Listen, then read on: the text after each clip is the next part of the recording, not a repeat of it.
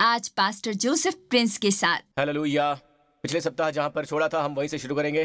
सीधे परमेश्वर के वचन पर चलते हैं। हम मन के बारे में बात करते हैं। काफी टाइम से बात कर रहे हैं मन की।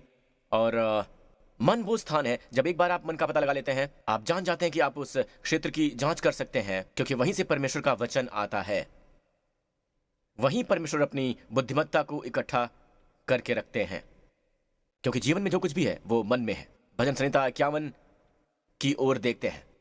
यहां पर आप देखिए, इसमें लिखा है कि देख तू हृदय की सच्चाई से प्रसन्न होता है, यानी मन में, और मेरे मन ही में ज्ञान सिखाएगा। मन में तू मुझे सिखाएगा क्या? ज्ञान। कहां पर? मन में। जी हां, मन में। ESV में इसे इस तरह से लिखा गया है, तू मुझे मन में ज्ञान सिखाता है। तुम्हारा दिल ही वो स्थान है जहां परमेश्वर तुम्हें ज्ञान सिखाते हैं। तो ज्ञान आपको देता है 5 चीजें: दीर्घायु, धन दौलत, सम्मान, आनंद और शांति। जी हाँ, वो है दीर्घायु, धन दौलत, सम्मान, आनंद और शांति। हमेशा इन 5 को याद रखिए, जिसे आप ज्ञान से पाते हैं। पर ज्ञान कहाँ पाया जाता है? परमेश्वर से आप ज्ञान कब मांगते हैं? तो हम पाते हैं कि सुलेमान, और हमने इसे अपनी बुद्धिमत्ता की श्रृंखला में साझा किया है, पर आज मैं उससे भी आगे साझा करने वाला हूं, क्योंकि मुझे एहसास हुआ है कि प्रभु चाहते हैं कि मैं इसे मन से जोड़ूं। तो जब बुद्धिमत्ता सुलेमान को दी गई, ये कैसे दी गई थी? वो बस सिंहासन पर बैठा। दाऊद मर चुका था, वो बहुत छोटा था। इस पर विद्वानों की अलग अलग राय है। उसकी उम्र ठीक कितनी थी? शायद 17 से 22 साल के बीच या इसी के आसपास रही होगी। तो रात में परमेश्वर सपने में उसके सामने प्रकट हुए और कहते हैं कि मांग कि मैं तुम्हें क्या दूं। ध्यान दीजिए, उसने परमेश्वर से मांगा, आपकी बाइबल में लिखा है मुझे दें, इसलिए अपने दास को दें। सुलेमान किसे समझने की शक्ति के लिए प्रार्थना कर रहा है? मन को समझने की। ये हृदय में है, ये मन में है। वो कुछ जानता था। उसके पिता दाऊद ने भजन संहिता 51 में कहा, तुमने मन में ज्ञान डाला है, यानी छुपे हुए भाग में। जी हां, आंतरिक भाग में। मन में ESV में लिखा है। वो ये जानता था, तो उसने परमेश्वर से एक समझदार मन की मांग की। इब्री में सुनने वाला मन। जी हां, लैवशमा, यानी एक सुनने वाला मन, एक परखने वाला मन, एक ऐसा मन जो सुनता है। समझने की शक्ति दे, समझने की शक्ति की मैं न्याय कर सकूं।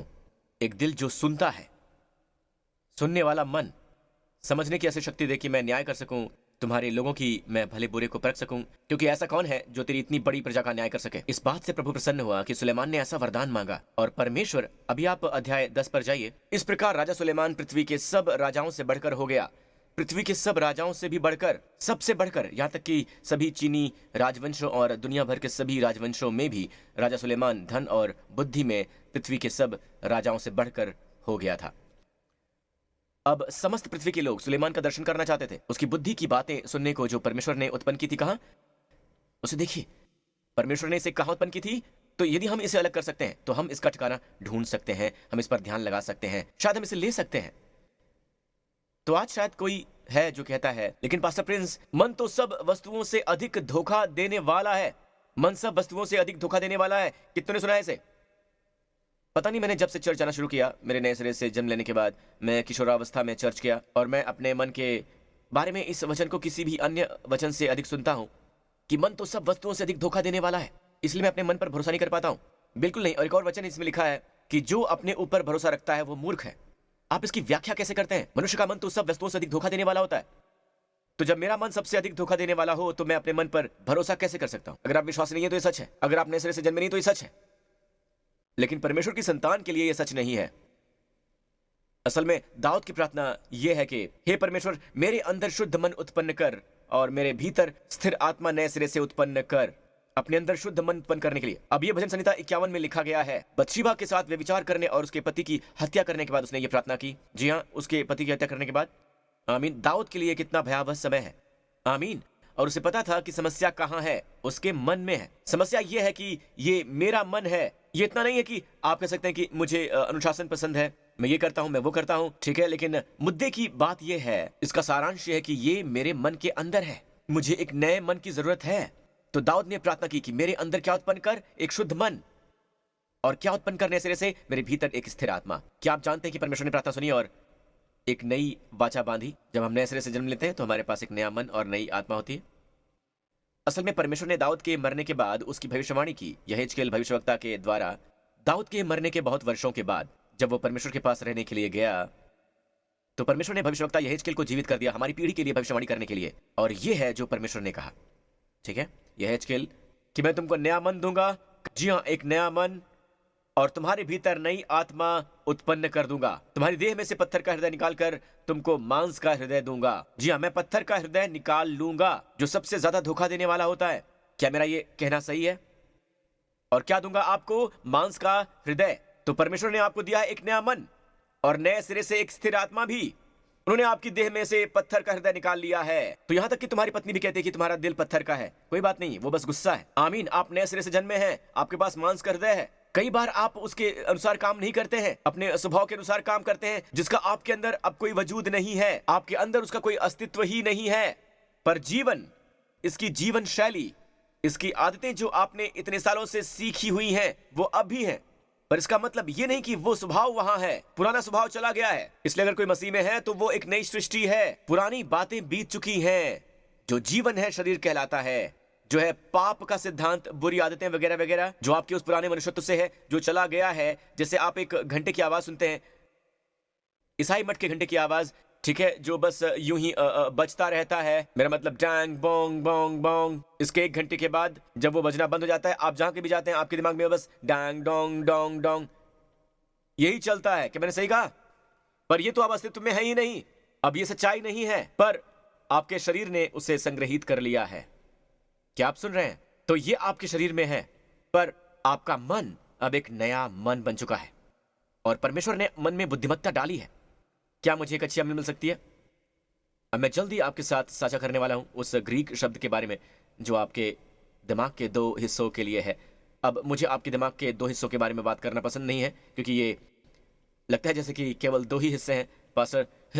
मेरे ख्याल से मेरे पास बस एक चौथाई है। ओके, शायद एक दिन उन्हें पता चलेगा कि एक और अंदरूनी हिस्सा है। पता है, दिमाग का दाहिनी हिस्सा अधिक रचनात्मक माना जाता है। उनका जो चीजों को बनाते हैं और चीजों की कल्पना करते हैं, तो वो है आपके दिमाग का दाहिनी हिस्सा। आपका दाहिना हिस्सा ज्यादा सक्रिय है। कुछ लोगों का बायां हिस्सा होता है और किसी के पास कुछ होता ही नहीं है। ठीक है, तो दिमाग का बायां हिस्सा काफी ज्यादा तार्किक होता है, वो बहुत तर्क करता है, वो चीजों के बारे में बहुत तर्क करता है वगैरह वगैरह। और आप देखें कि यह बुद्धिमत्ता पर कैसे लागू होता है। अब अगर आप उसकी ओर देखें जो बाइबल में इफिसियों 1 में लिखा हुआ है, जिसके लिए मैं आप सबको पिछले 1 साल से प्रोत्साहित कर रहा हूं, जो प्रार्थना पौलुस कर रहा है इफुस के मसीहियों के लिए, और ये प्रार्थना जो उनके लिए बढ़िया है, वो है एक आत्मिक प्रार्थना जो आज भी बढ़िया है। आमीन, ये चिरायु है। तो इसकी प्रार्थना कीजिए कि परमेश्वर आपको अपनी पहचान में ज्ञान और प्रकाश का आत्मा दें। तो ज्ञान और प्रकाश का आत्मा कैसे काम करता है? कि तुम्हारे मन की आंखें ज्योतिर्मय होती हैं। ज्योतिर्मय शब्द है फोटिजो, जहां से आपको फोटो शब्द मिलता है। प्रकाश आपकी समझ पर पड़ता है, और इस कथन तुम्हारे मन की आंखें, और इसे गौर कीजिए, तो आपके मन की आंखें हैं, तो आपके दिमाग के या आपके मन के किस हिस्से में आंखें हैं? यह आपके दिल का हिस्सा है दोस्तों। दिमाग शारीरिक है, मन नहीं है। मैं मन के दिमाग की बात कर रहा हूं, जिसके बारे में परमेश्वर बात कर रहे हैं। क्या आप मुझे समझ पा रहे हैं? तो किस हिस्से में आंखें हैं?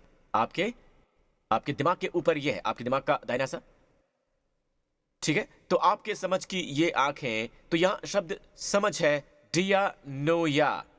ऑलराइट, ग्रीक में यह है डियानोया। कहिए डियानोया। बहुत बढ़िया, बहुत अच्छे। डियानोया यानी आपके समझ की आंखें। ये महत्वपूर्ण क्यों है? क्योंकि वहां पर एक शब्द है जो कहलाता है, क्या कहलाता है? डियालोगिमोस। ऑलराइट, इसके क्रिया के रूप में डियालोगिमस मैं आपको दिखाना चाहूंगा कि यह कहां हुआ। कफरनहूम में यीशु के आने के बाद उन्होंने लटका दिया, आपको पता है, उस झोले के मारे हुए व्यक्ति को, और फिर यीशु कहते हैं, हे पुत्र, तेरे पाप क्षमा हो गए। लोग कहने लगे कि आखिर ये पाप कैसे क्षमा कर सकता है? ये कोई आम इंसान नहीं है। आमीन, वो जगत के उद्धार करता है, आने वाले मसीहा है। अब वो यहां पर है। परमेश्वर की स्तुति हो। आमीन। और ये है जो बाइबल में लिखा है। यीशु ने उसका विश्वास देखकर उस झोले के मारे हुए से कहा, हे पुत्र, तेरे पाप क्षमा हुए। तब कई एक शास्त्री जो वहां बैठे अपने अपने मन में विचार करने लगे, कि ये मनुष्य ऐसा क्यों कहता है? ये तो परमेश्वर की निंदा करता है। परमेश्वर को छोड़ और कौन पाप क्षमा कर सकता है? अब अपने अपने तर्क कहां करने लगे। अब ये एक अच्छा मन नहीं है, ये तर्क करने वाला मन है। ये मत भूलिए, ये नए सिरे से जन्मा नहीं है। और आखिर ये कैसे काम करता है? यहां शब्द है डियालोगिज्माई। देखिए ये है डियालोगिज्माई और यहां पर डियानोया नहीं है। डियानोया है समझ और परमेश्वर उसका इस्तेमाल करते हैं ज्ञान की आत्मा की प्रार्थना के लिए। ज्ञान का आत्मा आपके विचारों में परमेश्वर द्वारा संचालित होता है। आपके मन की आंखें डियानोया ज्योतिर्मय होती हैं प्रकाश से। जी हाँ।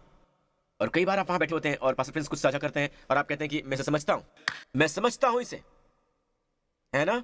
दूसरे शायद इसे नहीं समझते हैं पर आप समझते हैं इसे। यानी आपकी आंखें ज्योतिर्मय हो जाया करती हैं। फोटिजो, फोटिजो यानी ज्योतिर्मय होना। क्या आप समझ पा रहे हैं जो मैंने कहा? पास्टर प्रिंस, मेरे परिवार में एक समस्या हो गई है, तो परमेश्वर से बुद्धिमत्ता की मांग कीजिए। उससे मत मांगिए जो परमेश्वर आपको भीतर से दे सकते हैं। आमीन। मनुष्य आपको सलाह दे सकते हैं, कुछ कारगर हो सकती हैं, कुछ नहीं भी हो सकती हैं।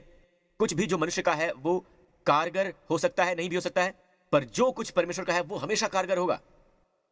आपको परमेश्वर की बुद्धिमत्ता की आवश्यकता है। आमीन। यहां उसकी ओर देखिए जो यीशु के साथ हुआ। नीचे आइए, आ जाइए नीचे। यीशु ने तुरंत अपनी आत्मा में जान लिया। यीशु ने तुरंत अपनी आत्मा में जान लिया। रुकिए, यीशु ने अपनी आत्मा में जान लिया। यीशु ने कहां जान लिया? अपनी ही आत्मा में यीशु ने जान लिया। यहां शब्द जान लेना है एपिजेनोस को, यानी स्पष्टता से जान लेना, पूरी तरह से। आप कहते हैं मैं इसे समझता हूं पास्टर। आप इसे कहां समझते हैं? इसे मुझे दिखाइए। मैं दिखा नहीं सकता हूं, मैं इसका वर्णन नहीं कर सकता, पर मैं समझता हूं। कई बार यह शब्द डायोलॉगिज्मा, यानी मैं इसे कह नहीं सकता हूं पर समझा सकता हूं अपने डियानोया में। तो अब ये देखिए, यीशु ने अपनी आत्मा में जान लिया कि वो, यानी फरीसियों ने अपने मन में ऐसा विचार किया। उन्होंने उनसे कहा कि तुम अपने मन में यह विचार क्यों कर रहे हो? शब्द विचार करना, विचार करने के लिए शब्द है डियालोगिज्माई या डियालोगिज्मोस। अब ये दिमाग का दूसरा हिस्सा है। अब आपका शब्द तर्क, कारण तर्क करना आता है। कहां से आता है? डियालॉजिक जुमाए से। देखा आपने? डियालॉजिस सुमाए, वहां शब्द तर्क, और नोया शब्द है मन के लिए, विचार करने के लिए। इसे देखना ज्यादा महत्वपूर्ण है बजाय इसके कि आप इसे समझें। कई बार हमें समझ बाद में आता है, ऑलराइट, पर इस पर तर्क करने से बहुत पहले आप इसे देख सकते हैं। इस पर तर्क करने से बहुत पहले आप इसे देख लेते हैं। आप दूसरों को समझाने से बहुत पहले ही देख लेते हैं। कई बार हम इसे समझा नहीं पाते हैं पर हम इसे समझ जाते हैं। क्या आप समझ पा रहे हैं? ओके, इसे देखिए। परमेश्वर ने हमारे साथ एक नई वाचा बांधी। जी हाँ, उन्होंने एक नई वाचा बांधी, ठीक है। और परमेश्वर ने क्या कहा? मैं एक नई वाचा बांधूंगा, ये उस वजह के समान न होगी जो मैंने इजराइलियों के साथ बांधी थी सिनै पर्वत पर। मैंने उन्हें 10 आज्ञाएं दी थी, ये उसके समान न होगी, परंतु ये वो नई वाचा होगी जो मैंने उन दिनों के बाद इजराइल के घराने और यहूदा के घराने के साथ बांधूंगा। ये है कि मैं अपनी व्यवस्था को उनके मनों में डालूंगा और उनके हृदय पर लिखूंगा। अब ये आपकी वाचा है दोस्तों। मैंने कहा ये आपकी वाचा है। प्रभु कहते हैं कि ये वो वाचा है जो मैं उन दिनों के बाद इजराइल के घराने के साथ बांधूंगा, जो कि मैं अपनी व्यवस्था को उनके मनों में डालूंगा। अब जाहिर है कि ये व्यवस्था 10 आज्ञाएं बिल्कुल नहीं है, ये बाहर का है। आमीन। ये व्यवस्था मनुष्य की सलाह नहीं है। एक बार फिर ये बाहर का है। ये व्यवस्था परमेश्वर का निर्देश है। आज के बाद से परमेश्वर की इच्छा जानी जाएगी अंदर से। आमीन, आमीन। क्या आप सुन रहे हैं? और इसमें लिखा है कि मैं अपनी व्यवस्था को उनके मनों में डालूंगा और उनके हृदय पर लिखूंगा। उन्हें कहां लिखूंगा? उनके हृदय पर। अपनी व्यवस्था कहां डालूंगा? उनके मनों में और उनके हृदय पर लिखूंगा। जाहिर सी बात है, दोनों जगहें आसपास हैं। उसका जिक्र करना भूल गया कि मैं उनका परमेश्वर ठहरूंगा और वो लोग मेरे ठहरेंगे। तो मैं अपनी व्यवस्था को उनके मनों में डालूंगा और उनके हृदय पर लिखूंगा। मैं अपनी व्यवस्था उनके मनों में डालूंगा। क्या लगता है ये शब्द मन क्या है? देखो और सुनो, यह है शब्द डियानोया। डियानोया। परमेश्वर आपके तर्क के जरिए बात नहीं करेंगे। परमेश्वर अपनी बुद्धिमत्ता कहां डालेंगे? आपके डियानोया में, वहीं जहां आप कहते हैं मैं इसे समझता हूं। यह है एक सामान्य मसीही जीवन। पृथ्वी पर यही एक विश्वासी का जीवन है। हम लोगों की सलाह पर बहुत ज्यादा भरोसा करते हैं। हम बहुत ज्यादा सोशल मीडिया देखते हैं दिशा निर्देश के लिए। हम अपने बाहर के अधिकारियों को बहुत ज्यादा देख रहे हैं बजाय उसे सुनने के कि अंदर परमेश्वर क्या कह रहे हैं। हमारे शरीर में कोई समस्या है, हम उसके बारे में गूगल करते हैं और गूगल करने के बाद उससे भी कहीं ज्यादा परेशान हो जाते हैं, ठीक है। और फिर यह सलाह दी जाती है इस व्यक्ति से, पर यह सलाह पहले वाली सलाह को नहीं मानती है, जबकि दोनों ही डॉक्टर हैं। अब आप और ज्यादा असमंजस में हैं, ज्यादा उलझन में हैं, समझ में नहीं आ रहा कि क्या करें। क्यों? क्योंकि आपको बाहर की ओर नहीं देखना चाहिए। देखिए, मैं डॉक्टर के पास जाने के बारे में बात नहीं कर रहा हूं। आमीन। यहां तक कि तब भी अंतरात्मा की आवाज सुनिए कि किसके पास जाना है, कहां जाना है। आप बाहरी बातों पर निर्भर होने लगते हैं। और यहां पर स्पष्ट लिखा है, मैं अपनी व्यवस्था उनके मनों में डालूंगा, उनके डिया लोगोजमाई में नहीं, पर उनके डिया नोइया में, यानी उनके विचारों के संसार में, जहां आप इसे आंतरिक रूप से देखते हैं। ठीक है, और मैं उनके हृदय पर लिखूंगा, मैं उससे उनके हृदय पर लिखूंगा। तो परमेश्वर अपनी व्यवस्था को आपके डिया नोइया पर लिखते हैं, जिसे आप अंदर से देखते हैं। इसकी उम्मीद कीजिए। तो पास्टर प्रिंस, आपने पहले भी इस पर साझा किया है और मैंने अंदरूनी तौर पर इसे समझने की कोशिश की है, पर वहां मुझे कुछ भी समझ में नहीं आता है। पर आप इसे अवश्य समझते हैं, आप अवश्य समझते हैं इसे। अगर परमेश्वर के संतान होंगे तो जरूर समझेंगे।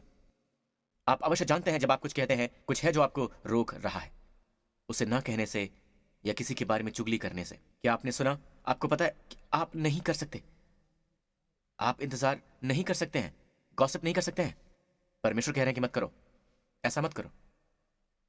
आप इसी समय बंद कर दीजिए। पहले से ही मेरे पास कुछ कहने के लिए दिलचस्प नहीं था, और यही जीवन है जो हम जीते हैं। कुछ लोगों का जीवन इसी तरह का है कि वो बस चुगली ही करते हैं। ये अच्छी बात नहीं है। आपको उस चुगली का परिणाम भुगतने की स्थिति में लाकर परमेश्वर को इससे दर्शाने बिल्कुल ना दें। और फिर आप जानें कि यह बहुत ही अच्छा है।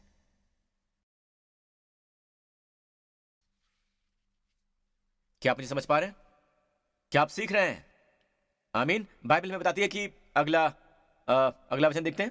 नई वाचा की हर एक अपने देश वाले को और अपने भाई को यह शिक्षा न देगा कि तू प्रभु को पहचान, क्योंकि छोटे से बड़े तक सब मुझे जान लेंगे। तो आपको जरूरत नहीं है, सुनिए, आपको इस बात से दिशा निर्देश की आवश्यकता नहीं है। मेरे जीवन में भी, यहां तक कि हमें बाहर से पुष्टि की जरूरत होती है, हमें बाहर से वैलिडेशन की जरूरत होती है। कई बार मैं कहता हूं कि पुष्टि करने की, ना कि दिशा निर्देश की। अक्सर लोग मुझसे कहते हैं कि वाह, प्रभु मुझसे यही कह रहे हैं। आप में से कितने हैं, ओके, मैं इसे समाप्ति पर ला रहा हूं, आप में से कितने हैं जब मैं उपदेश दे रहा हूं, ठीक है, ये पहली बार नहीं जब आपने इसे सुना है, शायद ये पहली बार आपने सुना है, पर यह है, मैं पहले भी महसूस किया है, मुझे ये पता है ये सही है। मैं तर्क की बात सोच रहा हूं, मुझे पता है कि अनुग्रह सच्चा ही है। परमेश्वर मुझसे यही कह रहे हैं, मैं तलाश कर रहा हूं, मैं इस तरह की कलीसिया की तलाश कर रहा हूं। संभवतः आपने यही कहा था जब आपने अनुग्रह का संदेश ग्रहण किया था। आप में से उस श्रेणी में कितने लोग हैं? मैं चाहता हूं कि आप लोग अपने हाथ ऊपर उठाएं। आप असल में इसे बाहर सुनने से बहुत पहले ही जान गए थे, आप इसे मन में ही जानते थे, और जो आपने बाहर सुना वो केवल उसकी पुष्टि करता है जो कि आपके मन के अंदर है। तो 1 यूहन्ना 2, हम इसे समाप्ति पर लाएंगे। इसमें लिखा है कि तुम्हारा तो उस पवित्र से अभिषेक हुआ है और तुम सब कुछ जानते हो। वाओ, तुम सब कुछ जानते हो, तुम सब जानते हो। सभी बातों में कारण नहीं ढूंढते हो, सभी बातों में तर्क नहीं करते हो, तुम जानते हो। और मैंने नहीं लिखा, ध्यान दीजिए, मैंने तुम्हें इसलिए नहीं लिखा कि तुम सत्य को नहीं जानते, पर इसलिए कि तुम उसे जानते हो। आमीन। नीचे आइए, इसमें लिखा है कि मैंने ये बातें तुम्हें उनके विषय में लिखी हैं जो तुम्हें भरमाते हैं, जो तुम्हें ठगने की कोशिश करते हैं, जो तुम्हें बरगलाने की कोशिश करते हैं। आप देखें, वहां पर अभिषेक है, परंतु वो अभिषेक जो उसकी ओर से किया गया है। यहां ये शब्द अभिषेक है दरअसल जेरंड, जी हाँ, जेरंड, GERUND, जो एक क्रियावाचक संज्ञा, क्रियावाचक संज्ञा, ठीक है, ये एक संज्ञा है पर एक क्रियावाचक संज्ञा है, जिसका मतलब है कि ये एक नाम है, ये क्रियावाचक संज्ञा से एक संज्ञा है। ये हमेशा एक अभिषेक होता है, ये हमेशा अभिषेक होता है। इस समय भी जब आप वहां बैठे हैं, आपको पता है, संभवतः आपका मन कर रहा है कि हाँ, ये एक नई वाचा है, हाँ, परमेश्वर चाहते हैं कि मैं यही ग्रहण करूं, हाँ। और कई बार आप अंत में आमीन कहते हैं, आमीन, है ना, अंत में आमीन। तो इसमें लिखा है कि तुम्हारा अभिषेक जो उसकी ओर से किया गया है तुम में बना रहता है, और तुम्हें इसका प्रयोजन नहीं कि कोई तुम्हें सिखाए, पर जैसे वो अभिषेक जो उसकी ओर से किया गया। इसका मतलब ये नहीं कि आपको टीचर्स की आवश्यकता है, क्योंकि बाइबल में लिखा है कि जब यीशु ऊपर गए तो उन्होंने प्रेरित नियुक्त करके, भविष्यवक्ता प्रेरित नियुक्त करके, उपदेशक नियुक्त कर दिया गया। तो पास्टर्स, टीचर्स वहां हैं जो उसकी पुष्टि करते हैं कि आपके पास क्या है। वो बयान करते हैं, वो स्पष्ट करते हैं जो आप आंतरिक रूप से ग्रहण करते हैं। आमीन। असल में कई बार परमेश्वर भी लिखते हैं, जैसा कि पौलुस आपके विषय में लिखता है हमारे द्वारा मसीह के पत्र। तुम्हें इसका प्रयोजन नहीं कि कोई तुम्हें सिखाए, वरन जैसे वो अभिषेक जो उसकी ओर से किया गया तुम्हें सब बातें सिखाता है, और ये सच्चा है और झूठा नहीं। जैसा उसने तुम्हें सिखाया वैसे ही तुम उसमें बने रहते हो, हमेशा उसमें बने रहते हो। ऊपरी अठारी में यीशु के कथन की कुंजी की जो मुझ में बना रहता है बहुत फल लाता है, बहुत ज्यादा फल लाता है। बना रहना ये वही शब्द है। कैसे बने रहना है? अंदरूनी अभिषेक के द्वारा। हर बार आप अभिषेक के पीछे चलते हैं, ना कि तर्क से। आपके तर्क को आपकी सहायता करने दो, इसे आपकी अगुवाई मत करने दो। सब होने के बाद आप तर्क लगा सकते हैं, योजना बना सकते हैं, उसे कर सकते हैं, ये बिल्कुल ठीक है, कोई दिक्कत नहीं है, पर इसे अपने निर्णय में प्रमुख कारक ना बनने दें। अंदर के सुनिए। हर सिर झुक जाए, हर आंखें बंद हो जाएं इस पूरे स्थान पर और उस हर जगह पर जो इसे देख रहे हैं, वो अभी जो एमबीएस में है और वो सभी जो जीआरसी में है। प्रभु की स्तुति हो। अब आपका दिल इस अद्भुत यीशु के द्वारा छुआ गया है। आपके अंदर पूरे उपदेश के दौरान पवित्र आत्मा आपकी प्रभु सेवा करता रहता है, पर आपने कभी भी यीशु को अपना उद्धारकर्ता और प्रभु नहीं बनाया है। आपने कभी भी ये कहने का उत्तम फैसला नहीं किया है कि हाँ, आज के बाद से यीशु मेरे प्रभु हैं और मैं उनको स्वीकार करता हूं जो उन्होंने मेरे लिए क्रूस पर किया था, जो है कि उन्होंने आपके पापों को ले लिया, हमारे स्थान पर हमारी दंडाज्ञा ले ली और हमको दे दिया अपनी धार्मिकता, परमेश्वर के साथ अपनी धर्मी समझ भी। तो अगर ये आप हैं तो कहें, पास्टर मेरे लिए प्रार्थना कीजिए, मैं उद्धार पाना चाहता हूं, मैं चाहता हूं कि यीशु मसीह मेरे प्रभु और उद्धारकर्ता बने। मेरे साथ इसी समय प्रार्थना कीजिए। कहिए कि हे स्वर्गीय पिता, मैं स्वीकार करता हूं कि यीशु मसीह मेरे प्रभु हैं और मेरे दिल में मुझे पूरा यकीन है कि आपने उन्हें मुर्दों में से जिला दिया। आपका धन्यवाद पिता। मैं आपके सामने खड़ा हूं, आपने मेरे सारे पाप ले लिए हैं, उन्हें हमेशा के लिए आप मिटा दीजिए। आपका धन्यवाद। मैं आपके सामने खड़ा हूं मसीह में परमेश्वर की धार्मिकता के रूप में, और अब से मसीह में मेरी यही पहचान है, यीशु मसीह में, यीशु के नाम पर। और सभी लोगों ने कहा आमीन। अगर आपने ये प्रार्थना की है तो आप परमेश्वर के संतान बन चुके हैं। पुरानी बातें बीत चुकी हैं, सभी बातें नई हो गई हैं। अपने पांव पर खड़े हो जाइए। प्रभु की स्तुति हो। धन्यवाद यीशु, धन्यवाद प्रभु। आमीन आमीन आमीन। क्या आप आशीषित हुए हैं? ठीक है, प्रभु की स्तुति हो। इस पूरे स्थान पर और जहां कहीं भी आप इसे इस समय देख रहे हैं, अपने हाथ उठाइए ऊपर, कहिए हे स्वर्गीय पिता, मैं आपका धन्यवाद करता हूं कि आप अपने निर्देशों को लिखते हैं, आप अगुवाई करते हैं, आपकी व्यवस्था मेरे हृदय में है, मेरे मन में है, और मैं आपका धन्यवाद करता हूं कि मैं इस पर चलने की पूरी उम्मीद कर सकता हूं। मसीह में बने रहने के लिए इस पूरे सप्ताह यीशु के नाम पर आमीन। आप इस पर चलना शुरू करेंगे? क्या हम ऐसा करेंगे? आमीन। ऑलराइट, परमेश्वर आपको आशीष दें।